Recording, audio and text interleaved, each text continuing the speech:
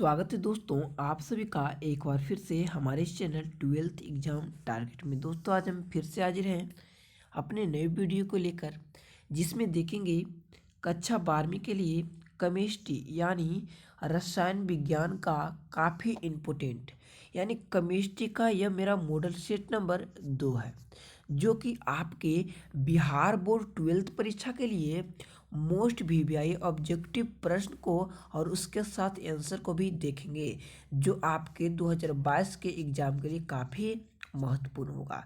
तो दोस्तों इस वीडियो को आप लोग बिना स्किप किए हुए शुरू से अंत तक जरूर देखिए। और अगर आप 12th एग्जाम टारगेट में पहली बार आए हैं तो चैनल को सब्सक्राइब कर लीजिए और मेरे साथ जुड़ जाइए, जो कि बेस्ट ऑफ बेस्ट प्रश्न को देखेंगे। तो देखते हैं आज का बेस्ट प्रश्न। तो ये रहा आज का काफ़ी ज़्यादा इम्पोर्टेंट सवाल, जो कि हमारे 2022 के एग्ज़ाम के लिए काफ़ी महत्वपूर्ण है। और यह इंटरनेट द्वारा जारी किया गया प्रश्न है कि निम्नलिखित में कौन सी धातु प्रकृति में मुक्त अवस्था में पाई जाती है, यानी फ्री रेडिकल में पाई जाती है। वह कौन सा तत्व है यानी धातु? ए में सोडियम, बी में लोहा, सी में जिंक और डी में प्लेटिनम। दोस्तों धातु तत्व कौन है जो मुक्त अवस्था में पाया जाता है? तो आपको बता दूं कि प्लेटिनम जो है वह मुक्त अवस्था में पाया जाता है। इसके अलावा इसको सोना कहते हैं यानी एयू, इसको चांदी कहते हैं। ये सब जो है ये भी मुक्त अवस्था में पाए जाते हैं और इनकी जो कॉम्बिनेशन नंबर होती है वह 1 होती है। ठीक है, चलिए देखते हैं सेकेंड नंबर सवाल। ये रहा, कह रहा कि जल में, यह सवाल दोस्तों आपके एग्जाम के लिए काफ़ी बेहद इम्पोर्टेंट है। कह रहा कि जल में H2 गैस और Cl2 गैस यानी क्लोरीन और हाइड्रोजन, दोनों को जब हम लोग सूर्य के साथ अभिक्रिया करते हैं यानी सूर्य के प्रकाश में जब अभिक्रिया करवाते हैं तो 2 मोल HCl का निर्माण होता है। इस जो यह बनकर निर्माण हुआ, इसको कौन कोटि अभिक्रिया के नाम से जाना जाता है? दोस्तों सूर्य में जब कोई अभिक्रिया होता है तब वह शून्य कोटि अभिक्रिया कहलाता है। ठीक है, शून्य कोटि अभिक्रिया कहलाता है, यानी 2 का डी ऑप्शन काफी सही हो जाएगा। चलिए देखते हैं 3 नंबर सवाल। कार्य की तापक्रम के बढ़ने से अभिक्रिया की गति बढ़ती है, क्योंकि दोस्तों जब टेम्परेचर जो है यानी ताप जब बढ़ेगा तब अभिक्रिया की गति भी बढ़ती है, क्योंकि इसका कारण होता है कि जब अधिक ऊर्जा वाले एक ही कण आपस में टक्कर करते हैं तो उनके संख्या में बढ़ जाता है, इसलिए अभिक्रिया की गति बढ़ जाती है। यानी सी ऑप्शन मेरा बिल्कुल करेक्ट हो जाएगा। कह रहा है कि अधिक ऊर्जा वाले जो टक्कर होते हैं उनकी संख्या बढ़ने के कारण ही उनकी गति बढ़ जाती है। चलिए बढ़ते हैं अगला सवाल 4 नंबर सवाल पढ़ने से पहले दोस्तों, अगर आप लोग हमारे इस चैनल में पहली बार आए हैं तो चैनल को सब्सक्राइब कर लें और विशेष जानकारी के लिए हमारे वेबसाइट techkishore.com पर जाकर देख सकते हैं और इसका पीडीएफ भी डाउनलोड कर सकते हैं कि अभिक्रिया के वेग पर ताप के प्रभाव को दर्शाता है। दोस्तों अभिक्रिया के वेग पर जो ताप को यानी टेम्परेचर के प्रभाव को जो दर्शाता है उसे हम लोग क्या कहते हैं? तो उससे हम लोग एनहेरियस लॉ के नाम से जाना जाता है, अर्हेनियस लॉ के नाम से जाना जाता है, यानी उसके समीकरण के जाना जाता है। आगे देखते हैं अगला सवाल 5 नंबर। यदि किसी रासायनिक अभिक्रिया के संकीर्ण ऊर्जा का मान बहुत ज़्यादा, दोस्तों संकीर्ण ऊर्जा का मान अगर बहुत ज़्यादा होगा तो सामान्यतः अभिक्रिया क्या होगी? बहुत धीमे होगी। संकीर्ण ऊर्जा का मान अगर बहुत ज़्यादा कर दिया जाए तो जो अभिक्रिया होगा यानी जो रिएक्शन करने का वेग होगा वह काफ़ी धीमी से करेगा, यानी बी का ऑप्शन बिल्कुल सही होगा। ठीक है, चलिए देखते हैं अगला सवाल 6 नंबर बेहद इंपॉर्टेंट आपके एग्जाम के लिए भी और आपके एग्जाम में पूछा हुआ सवाल है कि गोताखोर में श्वसन हेतु यंत्रों में किन गैसों का मिश्रण का प्रयुक्त होता है। दोस्तों गोताखोर जो होते हैं उनके सिलेंडरों में क्या भरे जाते हैं जो उन्हें श्वसन के लिए मौजूद रहता है। तो उसमें हीलियम और दूसरा क्या रहता है, तो ऑक्सीजन रहता है। जबकि दोस्तों जो आपका अस्पताल रहता है उसमें भी हीलियम और ऑक्सीजन का ही प्रयोग किया जाता है श्वसन के लिए। ठीक है, आगे देख लेते हैं अगला सवाल 7 नंबर। कह रहा है कि निम्नलिखित में से किस डाइहाइड्रा का क्वथनांक न्यूनतम होता है। दोस्तों अगर हम लोग डाइहाइड्रा की बात करें तो सबसे जो न्यूनतम होता है वो सल्फेट यानी अब हाइड्रा को चुनना है। सबसे न्यूनतम जो क्वथनांक होता है वो सल्फेट का होता है और जो सबसे होता है तो H2S का यानी हाइड्रोजन सल्फेट। ठीक है, आगे देखते हैं अगला सवाल 8 नंबर। कार्य कि निम्नलिखित में कौन हाइड्रोजन बंधन नहीं बनाता है। दोस्तों काफ़ी इंपॉर्टेंट सवाल, इसे मोस्ट VVI शामिल में कर लीजिए जो आपके 2022 में अवश्य ही पूछे जाएंगे।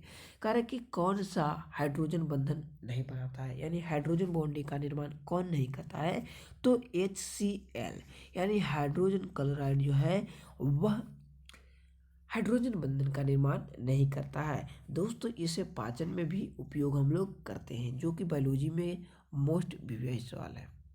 ठीक है, आगे देखते हैं अगला सवाल 9 नंबर। 9 नंबर सवाल आप लोग अभी तक कभी भी नहीं सोचे होंगे कि ऐसा सवाल आपके बोर्ड एग्जाम में आ सकता है। तो देखते हैं इस सवाल को। कह रहा है सवाल कि चक्रीय मेटाफॉस्फोरिक अम्ल P single bond O single bond P बंध की संख्या है। दोस्तों इसमें पूछ रहा है कि इसमें बंधन की संख्या यानी बॉन्ड की संख्या कितनी है। तो इसमें जो बॉन्ड की संख्या है वह आपका 3 है। कितना, तो 3 है। वे किसमें, तो चक्रीय मेटाफॉस्फोरिक अम्ल में जो अगर पूछा जाए तो उसमें बॉन्डों की संख्या कितना है, तो 3 है, जो आपका बिल्कुल सही ऑप्शन है। आगे देखते हैं अगला सवाल 10 नंबर। कह रहा है कि निम्नलिखित में कौन सा सबसे प्रबल ऑक्सीकारक पदार्थ है। दोस्तों सबसे प्रबल ऑक्सीकारक पदार्थ जो होता है वह आपका फ्लोरीन होता है। जबकि सबसे प्रबल अपकारक पूछा जाए तो फ्लोरीन, उसके बाद क्लोरीन, उसके बाद ब्रोमीन, उसके बाद क्या आता है, तो आयोडीन आता है। यानी सबसे ऑक्सीकारक पदार्थ क्या है, तो आयोडीन है। और सबसे प्रबल ऑक्सीकारक पूछा जाए तो आपका फ्लोरीन है। तो क्या हो जाएगा ऑप्शन F2 बिल्कुल सही होगा। आगे देखते हैं अगला सवाल 11 नंबर। नाइट्रिक ऑक्साइड का वायु द्वारा ऑक्सीकरण करने पर प्राप्त लाल भूरे गैस का सूत्र होता है। दोस्तों नाइट्रिक ऑक्साइड यानी N2O जब हम लोग इसे वायु में रिएक्शन करवाते हैं तब रिएक्शन करवाने के दौरान ऑक्सीजन से रिएक्शन करवाते हैं तब जो हमें प्राप्त होता है लाल भूरे गैस, उसका सूत्र क्या होता है, तो NO2 होता है। यानी नाइट्रोजन डाइऑक्साइड हमें प्राप्त होता है। और नाइट्रोजन डाइऑक्साइड का कलर कैसा होता है, तो लाल भूरे रंग का होता है। आगे बढ़ते हैं अगला सवाल 12 नंबर, जो कि आप लोग काफ़ी इजीली जानते होंगे कि बोरेक्स का रासायनिक नाम क्या है। अगर आप लोग का इसका आंसर पता है तो कमेंट बॉक्स में ज़रूर बताएं। कह रहा है कि बोरेक्स का रासायनिक नाम क्या होता है, तो इसका रासायनिक नाम सोडियम टेट्राबोरेक्स, क्या, सोडियम टेट्राबोरेक्स होता है। आगे देखते हैं अगला सवाल। कह रहा है निम्नलिखित में कौन सा तत्व एकरूपता प्रदर्शित करता है। दोस्तों यह सवाल आपके एग्जाम के लिए काफ़ी इंपॉर्टेंट है और इसे हम आप लोग को जरूर बताएंगे कि निम्नलिखित में कौन सा तत्व एकरूपता प्रदर्शित करता है। A में ऑक्सीजन, B में सल्फर, C में सैनिक। तो दोस्तों जो एकरूपता प्रदर्शित करता है यह तीनों करता है, यानी D ऑप्शन बिल्कुल सही होगा। आगे देखते हैं अगला सवाल 14 नंबर।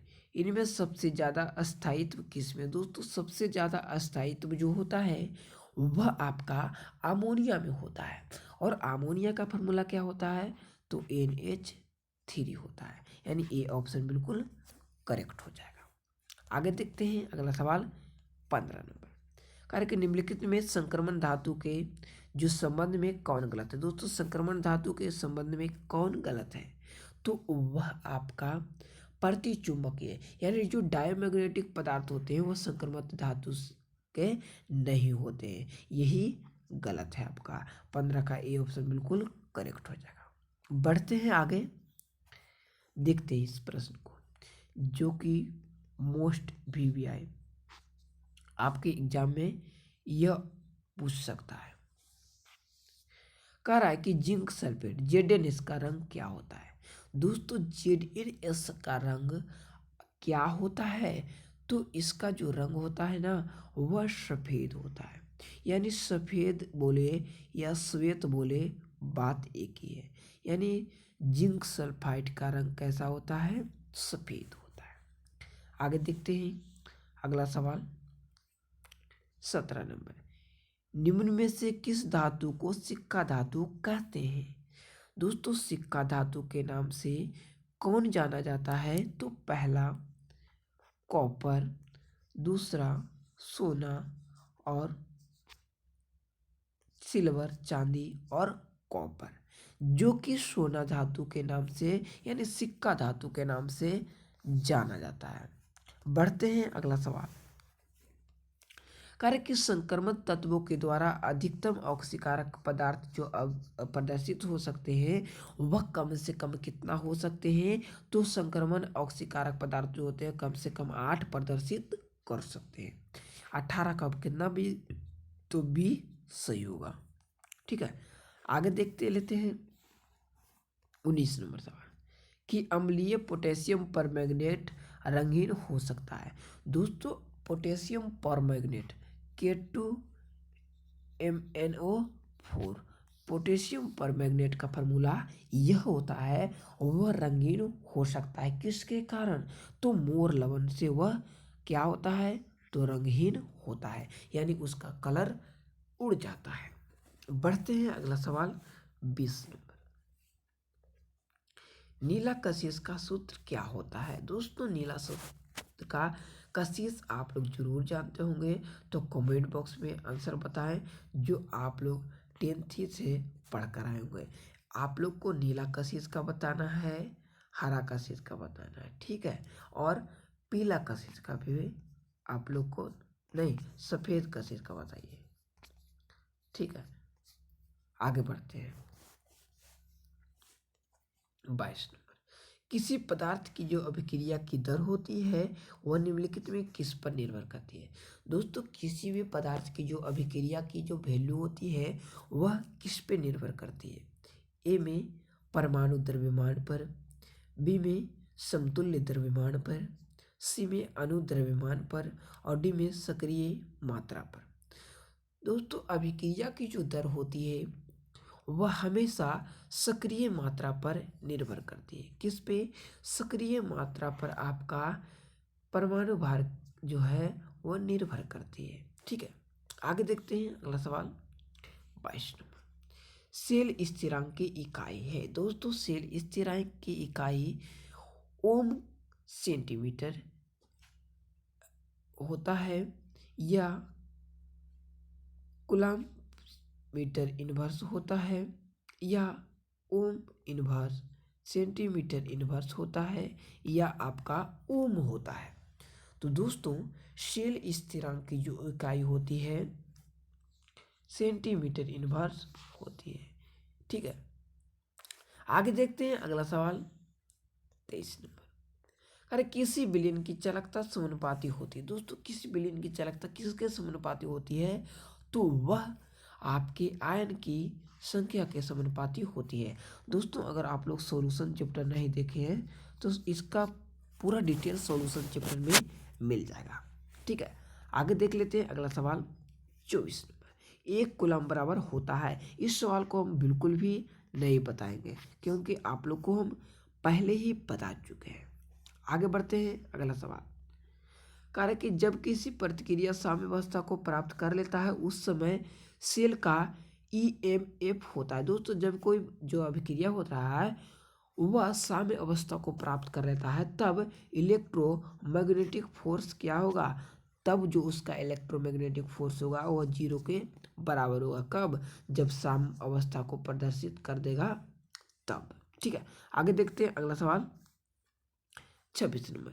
किसी अर्ध सेल का इलेक्ट्रोड विभव निर्भर करता है। दोस्तों किसी अर्ध सेल का इलेक्ट्रोड विभव जो है वह किस पे निर्भर करता है, तो पहला धातु के प्रकृतिक पे निर्भर करता है, बिल्कुल सही बात है। सेल में धातु आयन की सांद्रता इस पे भी निर्भर करता है। और सी में कह रहा है कि टेम्परेचर पर, हाँ दोस्तों टेम्परेचर पर भी निर्भर करता है जबकि रेडियस पर यह निर्भर नहीं करता है, यानी डी ऑप्शन बिल्कुल सही होगा। आगे देखते हैं अगला सवाल 27। निम्नलिखित में से किस पदार्थ के घोल को कॉपर के बर्तन में सुरक्षित रखा जाता है। दोस्तों किस घोल को कॉपर के बर्तन में सुरक्षित रख सकते हैं, उसका नाम क्या है, तो ZnSO4।